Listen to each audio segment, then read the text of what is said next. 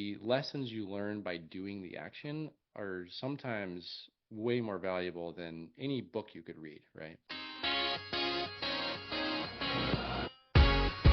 Hello, everyone, and welcome to the Moeller Real Estate and Business Podcast. I'm your host, Phil Moeller, and on this podcast, we will be interviewing guests that have made their mark in real estate, in business, and in other areas of life. Listening to podcasts myself has helped me in so many different ways and continues to do so. If you're a real estate investor or an entrepreneur, or aspiring to be either, or just someone that wants to learn, you've come to the right place. An easy way to have an impact is to share this episode with friends or family, provide a review, or just spread the word. We greatly appreciate it, and now let's get to the show.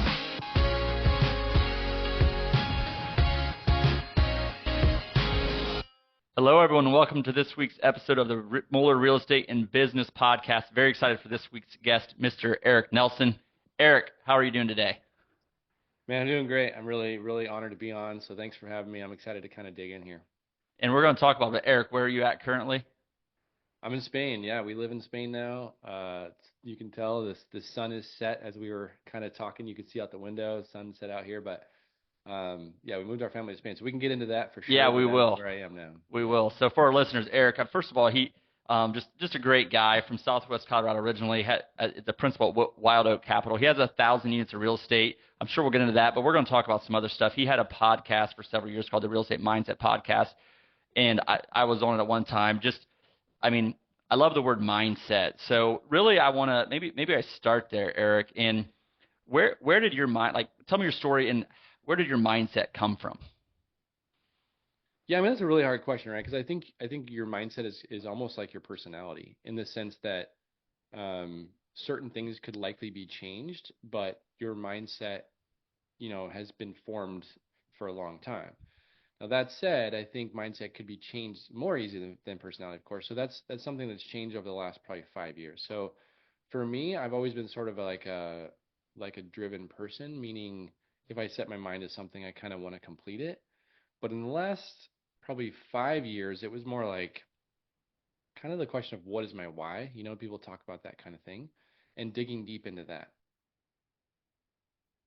So once I, kind of wrapped my head around what am I doing all this for? What's the main reason I'm doing these things? That kind of opened my mind up a little bit. I hired a coach to kind of get me down the path of real estate, but really what he also helped me with was mindset. I mean, he was kind of like asking those hard questions. What is this for? What are you doing it for? What are you motivated for? What do you think of money, right? Like how valuable is money in comparison to, let's just say, time or freedom, Yep. right? Those kind of questions I think sort of shape your mindset, and all of a sudden you're like, oh, okay, here are my answers. Not to say they're right or wrong, it's just what's right for me. And then you can start to shape what you are taking action in, what you're doing, and what you're going for from there. Well, what I like about that is you're start with why, and you're trying to think that through and understand that, and then you're saying how can I build my mindset and my skill set to support my why, right? So there's nature versus nurture, and your mindset comes from something, but that doesn't mean you can't control it and you can't start to change it. And the best way to change it, in my opinion, is building your mindset around your why. I want to stay on the why for a little bit and ask a question about that because I think it can be such a big question and a scary question for people. It's like, oh, my why. I don't know what my why is. So what was that like when someone just asked you, did you just know that? Oh, here's my why, or what was the evolution of your why over time? I mean, I don't think so. I mean, if you ask someone that question, they may be able to answer, right? They may give you an answer. But I think it's an important enough question that you want to spend a lot of time on it. I think that's one of those things, like I would encourage people to journal, talk with their spouse, talk with their friends, ask those questions of like, what do you think about me? What do you think about what do I find important? And not that not that your friends should be telling you that, but it's just like, what is the view that you have put out? More important is going to be like your wife, right? Like, what's important to us? What are we going for? So to answer the question simply, I don't really think I had a clear picture of my why. And I also think the interesting thing is I think your why can change throughout your life. So I think you could say my why right now is this. It could change later. So like let me give you an example. So one big why for me is spending time with my kids. So that may change when they leave, right? I don't have that ability. So I might say, okay, well, now my why is spending time with my wife traveling, or now my why is making sure that my kids have a good nest egg. It could be financial. It could be, who knows? It could just be spirit driven. It could be faith based. I mean, there's all kinds of things that might drive you. One of my bigger whys, like I said, is my family and time with them. And, another why for us is travel. And so those two things combined to help us move to Spain. That's really where that came from. But, before I had kids, my why was totally different. I was driven by different things. And so I think, kind of a long answer to say, I don't know that I really had a clear picture. It took a lot of thought. It took a lot of pressing in to really grab a hold of what am I doing. But I also think it's good to ask that question maybe every other year, something like that. Is that still your why? Does that still drive you? Is that still the main thing that you want to put behind the effort you're doing things Yeah. for? And what I so first of all, where I was kind of going with it, like how has it changed over time? The key point there is you said it, but it can change throughout your life. So I think we talked briefly on the pre-show too, but I think people or get stifled with action because they don't have it all figured out. And I think the point I would make to support what you said is get comfortable moving towards your why if you don't have absolute clarity of what it is, and know just be okay with it. Maybe it will change, but if I take some steps now, I will figure out hopefully in the future how that will change, and that's fine. You don't have to have it all solved now. Move in that direction, and then just kind of be open to it changing. Yeah, I completely agree. I mean, we kind of talked about this pre-show a little bit. Like, one of my things I really love to say is just, get going, right? So I always say done is better than perfect. But what I mean by that is whatever it is that your goal is, start. It was funny. I saw a quote. Gosh, I wish I remember who it was. It doesn't matter. Some person I follow on social media, they were basically talking about um, like all of the things he learned that were meaningful took place after he took action. So a lot of people are like, "Oh, I need to get educated, or I need to read this next book, or I need to take this course, or I need to whatever."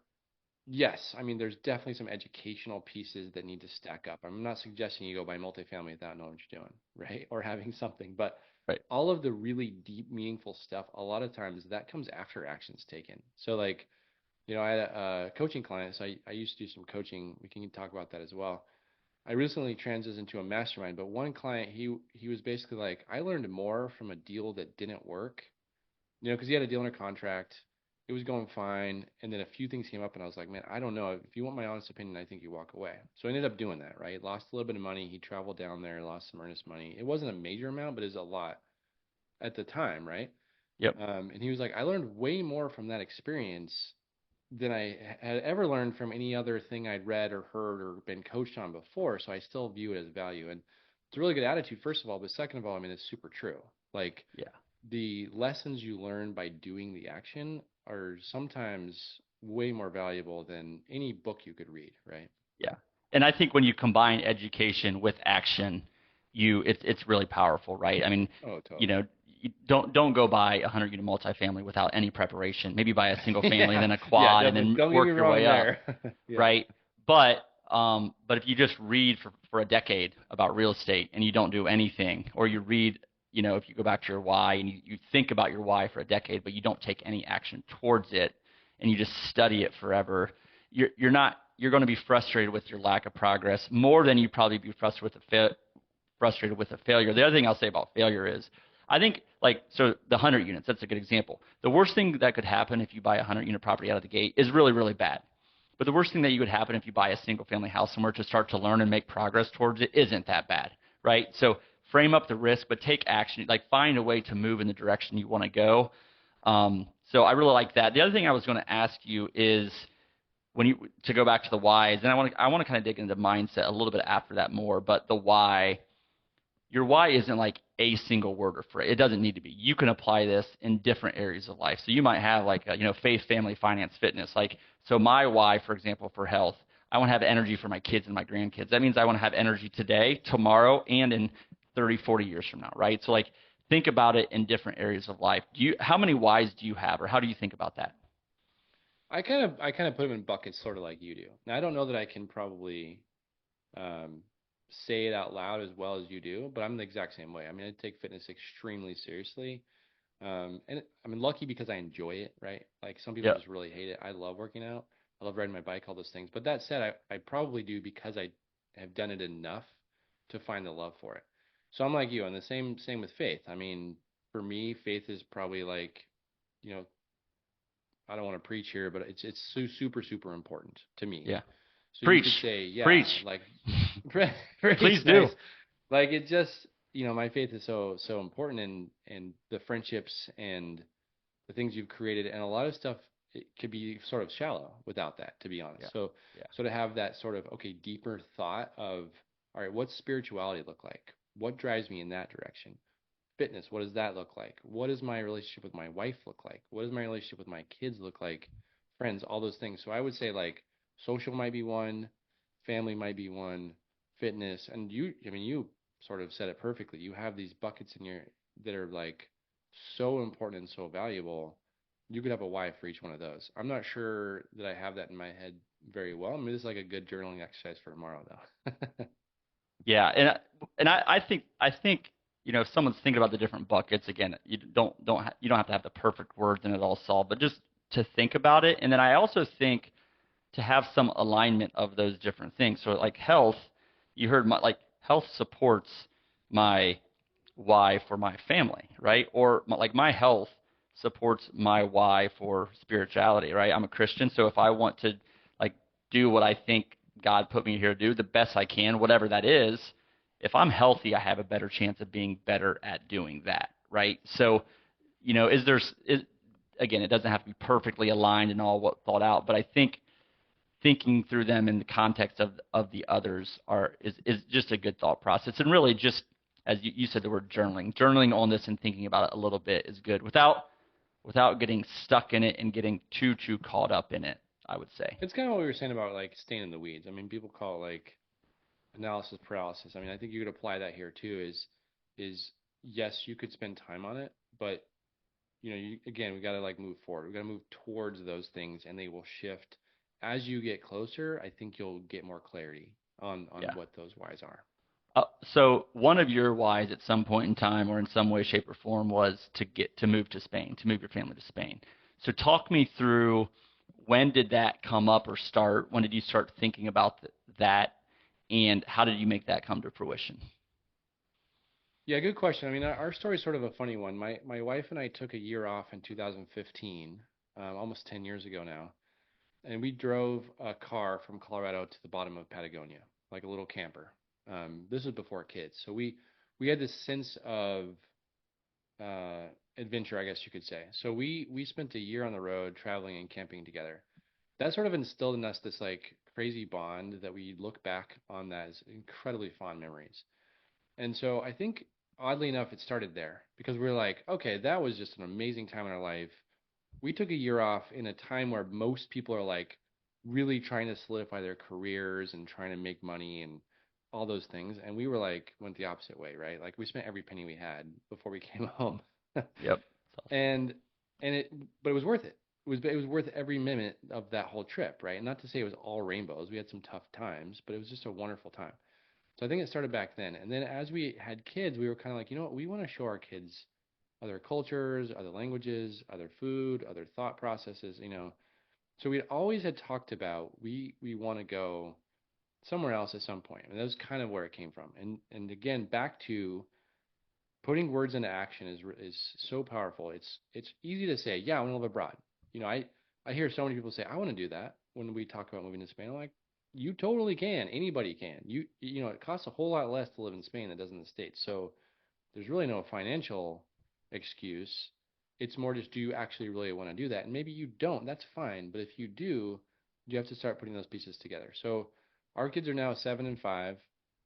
And about a year ago, we're like, you know what? We have this is kind of the good time to do this. It's probably harder as they get older.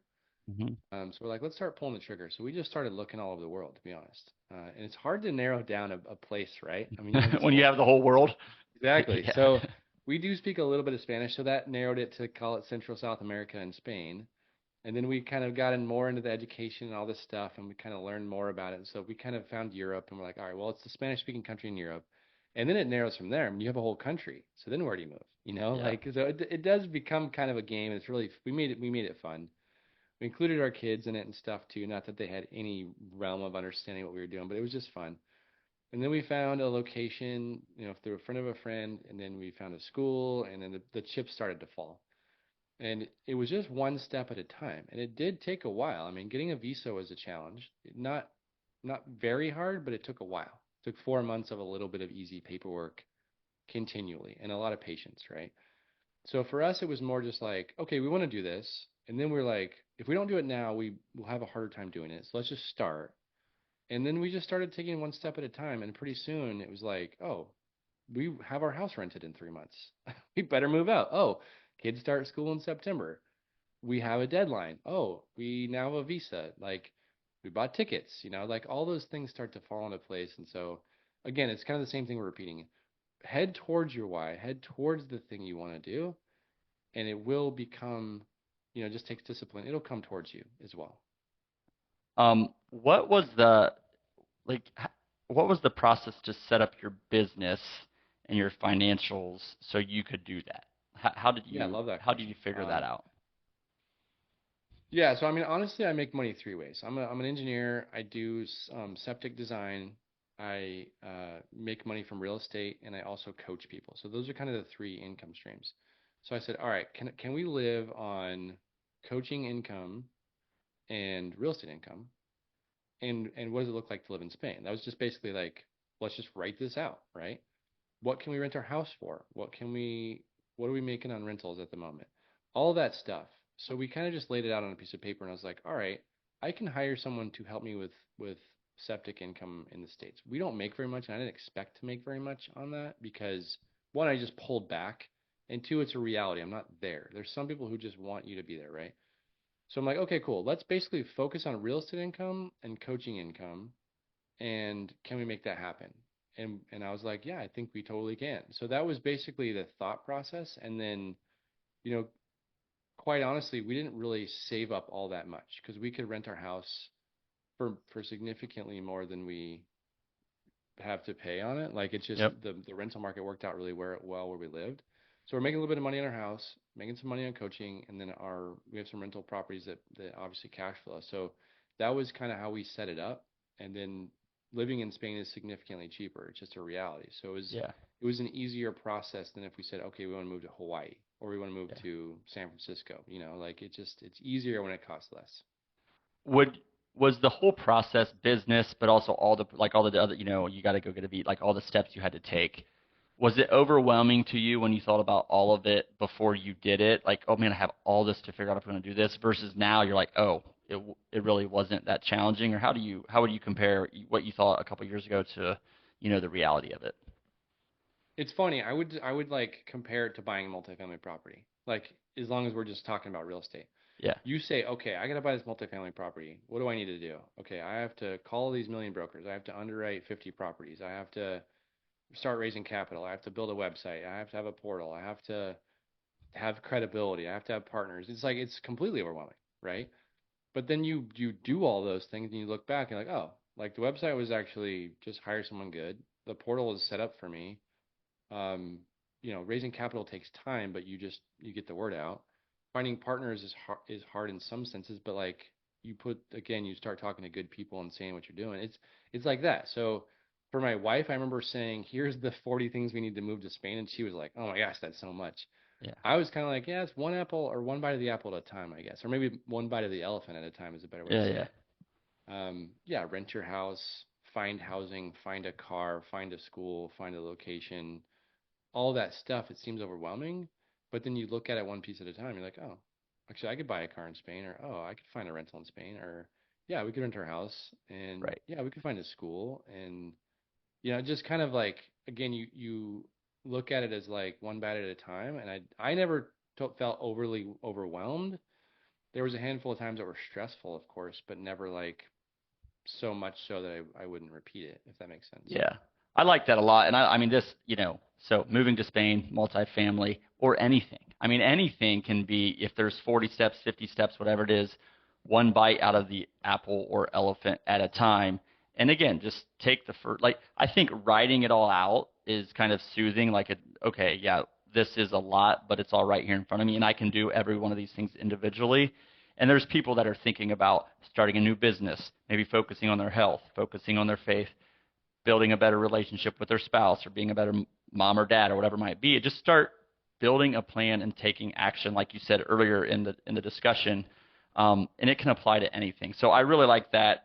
We'll come back to the coaching too, because I want to hear more about what you're doing, but also why is, like, I talk about network and association a lot, and why is coaching important to people. And again, we can talk about that from a real estate perspective or other perspectives too. But before we do, I mean, you hosted a podcast for a long time about real estate, but mindset really. What were some of we talked about, okay, we can build mindset, right? So we can build our mindset. We have our mindset, it is what it is today, but we can build that over time. But what were some major, like, the biggest themes that came up in that podcast with your guests over and over again that you really took to heart and maybe have even tried to apply? I think, I mean, I guess the question would depend on sort of what topic we're talking about. I mean, when it came to mindset, the question that I asked, so I had like a series of 4 questions at the end of the show, and one of them was, I said, what is your definition of success? And I loved asking that question before the next question, because then I would say, and what do you think makes you successful versus other people who have maybe not found that success yet? And it was pointed in some way because quite a few people look at success financially, I think. But when you ask someone straight up, what is your definition of success? You kind of get a wide variety of Yeah, things, which was interesting. But then the next question was interesting in the other way, where I'd say, what do you think makes you successful versus other people? And we're looking at it in the frame of their version of success. yeah, Almost everyone said some version of consistency, grit, determination, motivation. Those type of words were used in like 95% of the guests. Meaning, it seemed to me like if you were like, okay, it just takes what we're talking about, taking one bite of this elephant and continually doing that, that's what sets success, however you're looking at it, apart. And that was a really, really powerful theme, because I was like, oh, okay. In that frame, really, no matter what you're calling success, grit and determination are the factor, then that's pretty powerful. So what do I yeah. need to do to maintain grit? What do I need to do to get grit? What do I need to do to like stay motivated for that matter? So those things really stick out in my mind as like a huge thing. I mean, obviously I had some wonderful guests say all kinds of amazing things that I took away, but that was a recurring theme that was really powerful. How, I mean, you just asked a couple questions that I want to turn back on. Like, how do I stay motivated? How do I say, like, what is going to help me do those things? What's the answer to that? I mean, obviously it's person to person, but in my opinion, motivation wanes. You might be motivated to do something. So let's say get fit, right? If you're the type of person who has maybe never been super fit or never focused on fitness, you may be like, all right, sweet, I'm motivated. Let's just give an example. My daughter is getting married, and so I want to look great for this wedding, right? You may have this motivation of some kind. Either that wedding happens and you sort of no longer have the motivation, or you might say, okay, I mean, New Year's resolution is a perfect example. I'm gonna lose 10 pounds. I'm super pumped. I'm gonna go every day, and then January 14th comes around, you skip a day, and then pretty soon out the window. What so motivation fades, but what doesn't fade is true discipline. So if you're like, okay, I need to be disciplined about this, and I think in my mind, there's a lot of tricks to that.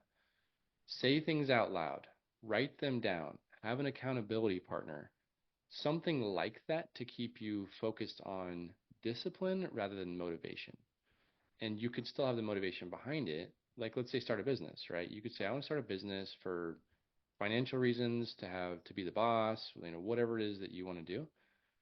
Um, you have the motivation still, but you need to be disciplined to take the steps toward creating the business like we're talking about. Yeah. So I think one trick would be kind of like a motivational partner. That's a very good trick. Is say it out loud to someone who will hold you accountable, and just continue to build habits. So like Atomic Habits is like, just an amazing book, but he talks about these little things that create habits.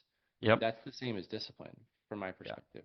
Habits create this discipline of doing things over and over again. So if we bring it back to like being healthy, create the habit of doing it every day, Yeah. or 4 times a day, or whatever is realistic for you, and then keep to that habit with. I mean, that's a great book because he just talks about micro habits, It's right? yeah. But that would be like a kind of a long answer again to that question. Well, I want to, so, we talked, again, I referenced it earlier, but network and association, but I don't know if I've talked too much about the power of using that for accountability. Like I'm in a couple of different, I'll say, um, groups or networks. Maybe that's our local real estate network, a nationwide mastermind. I'm in a faith-based local group that we started early in the year, and it just has been excellent. And the big part of that, for example, is it was like there's different disciplines we practiced, but I'm being held accountable by what I'm saying to those other people in that group, and in a way, therefore, in a way, they're holding me accountable. So I think, and someone actually asked me the other night, like, hey, I'm looking for some accountability, and like, can I connect them with someone? And I want to do that, but I also would say, go find a person that you just know and say, hey, do you want to just meet once a week and talk about our weekly goals or what we're trying to go to accomplish? And you can do this in any area of life, business or any other area of life as well. So one way to do this, by the way, is coaching and finding a coach. So I want to talk about that more. And you're doing coaching. I also want to talk more about your mastermind. I'm just kind of curious because, to be like completely transparent, I'm thinking about offering these things, in the coming months or years, whatever it might be. I'm trying to think through the right approach to do that and make sure that I can do it well when I do. Um, so I'm very curious from that lens, but also why should someone look into coaching, you know, business or personal area of life? Like what's important about it and how do you structure that? I mean, I think for me, the reason I started coaching was because I honestly believe I found my financial success and my success in real estate through a coach. I knew real estate. We had some rentals. I think we had like 10 single family homes at that time. I was trying to get into multifamily, and I was like kind of being stubborn in a lot of ways and stuck in my head a little bit. So when I hired a coach, it was like everything flipped. I mean, he just asked those good questions of why don't you want to partner with someone? That's just one mental block for me. It was like I want to do it on my own. I don't want to partner. I don't want to be like held accountable by anybody. In reality, like most really good things worth doing are extremely hard to do alone. And so that was just one mental block I had, right? So, it's kind of what we were talking about. It's like this accountability thing in some senses. Some people need accountability, some people don't. Some people need just straight up answers. Hey, what do I do when I write this LOI and this broker says this? you know, some people need uh, from scratch. They don't know anything about real estate, right? So it depends on the person. It depends on what they need. But ultimately, I think the main thing is just asking the right questions. I always say coaching is basically someone asking very difficult questions of yourself and then holding you accountable to the answer. Like, what is it that's stopping you from heading towards that goal? Everyone's going to have a different answer to that, but whatever they say, you could be like, all right, let's dig into that and figure out how to get past this obstacle, just as an example, right? Yep. So I think I started coaching one because I just like to teach. I like to give that back, I guess, if that's the right way to say it. And because I saw my own success financially that way through coaching as well. For the Yeah. And I think, mastermind, go ahead. well, I'll come back to the mastermind for sure. I think, I want to tie this back to our earlier discussion of just taking action. And, a lot of times the best thing that comes out of that action is the lesson and not necessarily the success that you get in the external view of that success.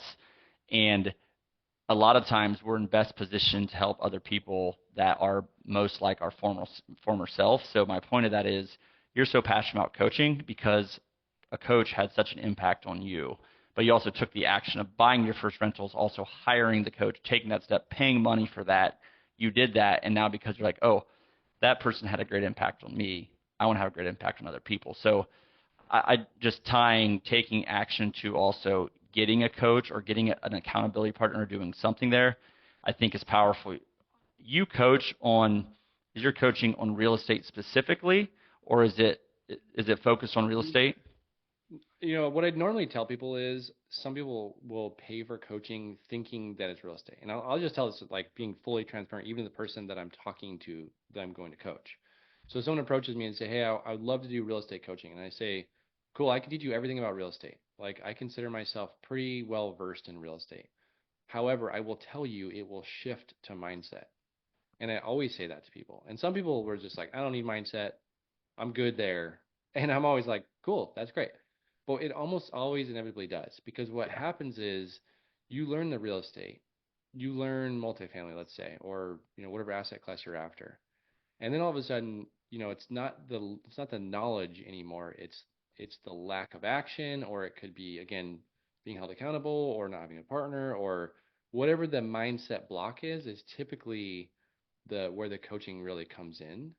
It's Yep. so like I would say, yes, that's what people are after sometimes, but I'm always very transparent when I say that's only one part of it. And it almost always is going to shift. And I would say always. It always Yeah. goes from education to, all Man, right, this. what's the mindset thing you need? It's just a reality. Yeah. And you can, so a prior guest talked about you can build skill set and mindset. You're selling skill set, you're teaching mindset, right? You're selling Yep. skill set of real estate, but you're teaching a mindset. And to be successful at real estate or anything, you need to build your mindset. And if you hire a health coach, a spiritual coach, a real estate coach, or any coach, it's probably going to help you in every area of life because you're going to grow your mindset in general, not just the skill set in that specific area. And I love like part of our vision statement is that we are a real estate company, but our real mission is to leverage real estate and the platform it gives us to do good in many ways, right? It's not about teaching and helping people with skill set. Yes, we both want to do that, but there's a bigger purpose to what we're doing. So I love that so much, and I think we can connect well on it. What is so you talked about the coaching mastermind. So just it's been talked about a little bit, but like what is a mastermind? Why are you passionate about it? And what are you like what's your mastermind specific? Like how's that even structured? What does that look like? Yeah, I love it. I mean, I think the term mastermind kind of gets used a little bit broadly, so to speak. Basically, what it means is basically a handful of people or even two heads coming together, creating one bigger mind, right? Yeah. That's kind of the process here. Um, but our mastermind is multifamily specifically only focused, and there are a lot of masterminds out there you can join. There's groups, all kinds of stuff, and I could talk about this forever. But I think I wanted to create one that's very specific to that because there's a lot of like business groups out there, stuff like that. And they're all good. They're all motivational. I've been in a handful that have that motivation, and then there's people from all parts of life, I guess, so to speak, or doing different stuff. And that's cool because you can get a different perspective. But this one, I wanted to be hyper focused on multifamily.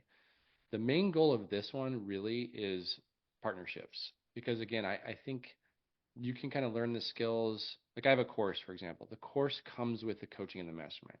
I don't necessarily want to teach it to everybody, so just you get the course, right? So for me, it's kind of this three-pronged thing. It's like take the course, you can take it on your own time, watch it 50 times, I don't care. Learn the material, right? You can learn it on YouTube, you can learn it from your podcast, you can learn multifamily from lots of places. Then you need to, again, it's like a mindset shift. Maybe you need coaching, maybe you don't. The mastermind is really based around let's connect. Let's get together and find people who have skill sets that you don't have. And I always think every person has this superpower of some kind. Lean heavy into that. I am not a believer in strengthening your weaknesses to become your strengths. I'm a believer in, okay, it's good to be aware of your weaknesses, but be hyper aware of your strength and really dominate that. And then find other people who have other strengths that you don't have. And then you guys combine together, and that makes a really powerful team. That's my opinion. So that's kind of the purpose of this mastermind is, all right, let's get a group of people together, we're all going for the same thing. We can all win together. And if someone has a deal and they're like, "Hey, I need a asset manager," there's someone in the group who's like, "Sweet, that is my thing. I'm an asset manager, right?" Or it could be, "I need someone to underwrite this deal." There's underwriters in this group. So the point is just really the main focus of the mastermind specifically is one, learning. We have a weekly call. So you asked about the kind of setup. The Yeah. weekly call. So I bring in guests every week. It's almost like a podcast where I ask them questions just like here, and then the group, then I open up to Q&A, and they can ask their questions of people who have been successful in multifamily. So that's kind of Yeah. cool. And then we have a WhatsApp chat. So we can just chat on WhatsApp, all of us. And I like WhatsApp for a platform the most because it's just really instantaneous. You're getting Yeah. really quick answers. Yep. And then I have like a Kajabi group where people are in there with the course, and there's some stuff being posted, but it really is the WhatsApp group and the weekly call that's the most powerful to me. Yeah. Awesome. I love that. What is the like so for the folks that you're coaching or that are in your mastermind, what do you see as like the biggest obstacle that's holding people back? Like and what is the like how do they get the courage to get through that? That's a really good question. I said like broadly, the biggest obstacle is just fear. Is fear of using other people's money, or fear of being an imposter. A lot of people have imposter syndrome. Like, well, I've never done this. How can I pretend like I have, right? And I'm not the type of person to say be an imposter. That's not what I would say. I would say find a partner who has, right? And Right. then again, it's like this partnership thing. It's like you don't have to lie. I don't like people who lie to brokers, right? You can still say this is my first deal, but my partner's done 700 units. Can you send me, any deals you have? Like that's an honest, true statement. Right. If I'm a broker, I'm like, man, I appreciate the honesty. Yeah, I'll send you my list, right? Things like that. So I would say it's usually a fear of some kind, and of course, for everyone, it's slightly different. A lot of times it's imposter. A lot of times it's, yeah, again, fear of the unknown. All kinds of fears. Yeah. What I mean, so imposter syndrome, I think we've talked about it before. It's come up maybe once, but like what I say to people, first of all, how would you describe what imposter syndrome is? Like describe it a little bit more, and then Sure. I'll Yeah. add some context. Yeah, I think like for example, in multifamily, let's just say people are like, I've never bought a property more than one unit. I've only bought a single family, for example. So they call a broker and they're like, hey, I'm looking to buy a 100-unit property in Kansas City. And they have this imposter syndrome, meaning they are pretending to know what they're doing when in reality they probably half don't, right? So I kind of view imposter syndrome as like you're pretending to know more than you do, or you pretending to, have the ability that you don't quite yet. And people have fear of being that imposter, and Yeah. that's totally valid. But again, there are some ways to get past that fear in that that's being truthful as well. So I don't know if that answers your question, but that's kind It of how I does, view it. it does, and I think the first thing to recognize is I think everyone has this. I think it's like the fear of it's a fear that is you telling yourself, I don't belong, I'm not good enough, I don't belong in the room. And what I would tell you is everyone has it, so get comfortable if you have it, and have the courage to say, I don't know if I belong, but I need to go in and find out, and I need to go in and put myself in the situation because I think what we find a lot of times is once we put ourselves in those rooms or talk to those brokers, we realize, hey, I am a good person. Like I am being honest. I do have a good partner or a coach that can help me through this, and you'll end up building confidence to keep going versus if you say I don't belong and you don't go, that don't let the fear stop you, right? But if you take the step and you put yourself in rooms where maybe you don't belong or you don't think you belong, that's when you can really get some major growth of mindset and skill set. So I don't know. I just wanted to elaborate on that a little bit. I want to ask about, you're impacting a lot of people. You're managing teams. You're managing coaching clients at Mastermind. Like, what would you say is your leadership style? My leadership style, I think, is, that's a really good question as well. I describe it as here's why I think this is awesome, and here's why I would love it if you came along with me. Like that's basically like my leadership style is saying I really love to build people up. So I really love to say, look, you're really amazing at this. I would love to partner with you because you're doing this. Like on a team, for example. So I like on a team for our mastermind, we have actually quite a few people working on this mastermind. It takes a lot of work. So like there's three people helping me. For every person in there, I really love to build people up and be like, here's why you're really, really amazing for this specific thing, right? And then again, sort of, you're not selling it, but explaining well why this thing is impactful, why it is valuable to do, and get people behind you in a, yeah, that is cool, and yeah, that is impactful, and I'm in, like I'm never going to be a leader based in fear or any of that kind of stuff. I think that's total garbage. So that my leadership style Yeah. is more like, let's build each other up, let's find each other's strengths, let's cheer each other on, let's all win together. That's kind of my style. Yeah. And I've been thinking about, I talked to a group last week, like leadership. And I think what you said there is like you see things in people that maybe they don't always see, or maybe they kind of do, but they don't have the full belief in it. And you just give them the evidence that no, you should believe in yourself more. And then therefore they can accomplish way more. But I've been talking about too, like I'm going to talk about leadership a little bit more on our podcast. I did a leadership talk a couple of weeks ago, and it's just a passion topic of mine that I haven't talked about as much. And like my big message is, we need good people that are having an impact to be great leaders. Like you need to be really good at leadership, right? I encourage people to be good at leadership because if you're a good person, we want you to have a big impact. So, couple closing questions here. If you just step back and reflect, think about, the personal accomplishments, getting to move your family to Spain, the success you've had in real estate, your coaching, your mastermind, what you're doing, your leadership style. I loved what you just talked about, and getting people, really helping people build their mindset. How does what you do make you feel?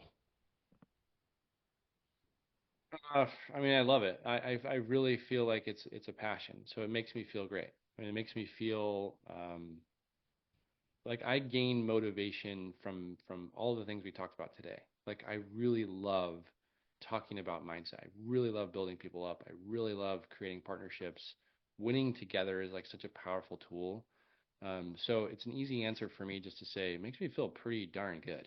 I Yeah. mean, there's a handful of things in my life that I've done. I was a missionary for a couple years and traveled around. I'm a Christian as well, and it was a group called YWAM, if you heard of it, and it changed my life. And that was a time in my life too where like I could just feel really good about what I was doing.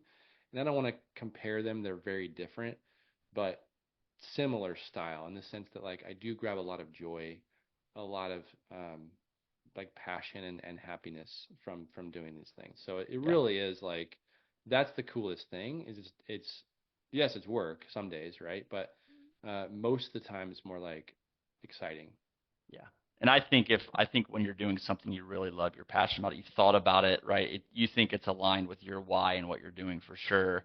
You're going to have the challenging days in the work, but really, when you step back and think about it, you get to answer that question the way you did. So I think that's awesome. What is going to be the key to your success moving forward, do you think? I think the right people in the right seats. It always comes back to people.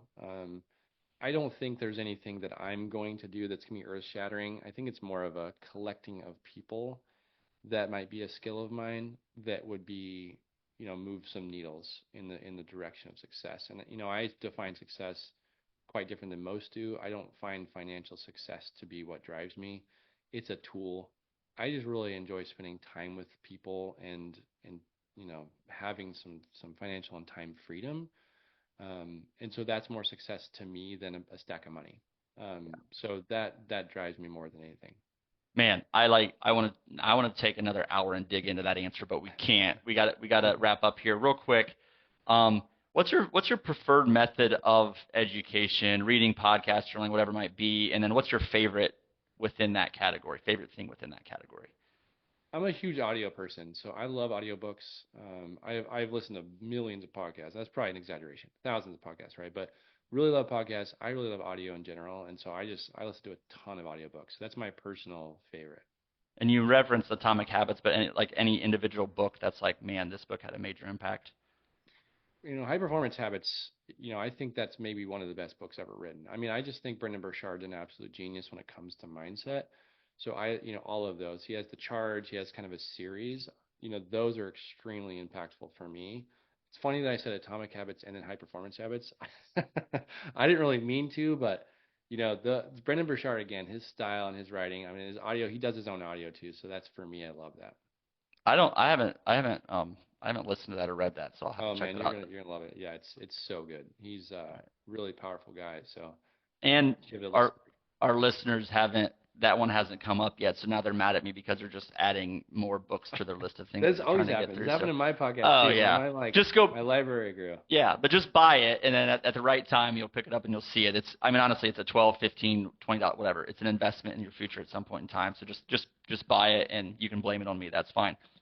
Eric, this has been awesome. I really appreciate it again. Just the way you answered that question and everything you're doing and the impact you're having. I just think it's neat what you're doing. So great job. Keep it up. Keep going. Stay motivated. Stay disciplined, as you said. How can our listeners find out more about you?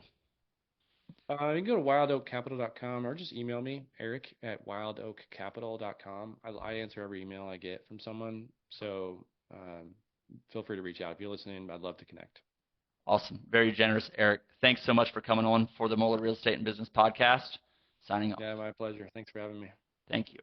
Thank you for listening to the Moeller Real Estate and Business Podcast. We hope you found today's episode helpful. If you know current or aspiring investors or entrepreneurs or anyone that would benefit from today's episode, we appreciate you sharing it with them, or better yet, providing us a 5-star review. To learn more about Moeller Real Estate, visit our website at www.moellerre.com. You can also sign up for our newsletter or local events via our website. In closing, I encourage you to be purposeful in all areas of life, educate yourself, network with others that have been successful, take action, and lead.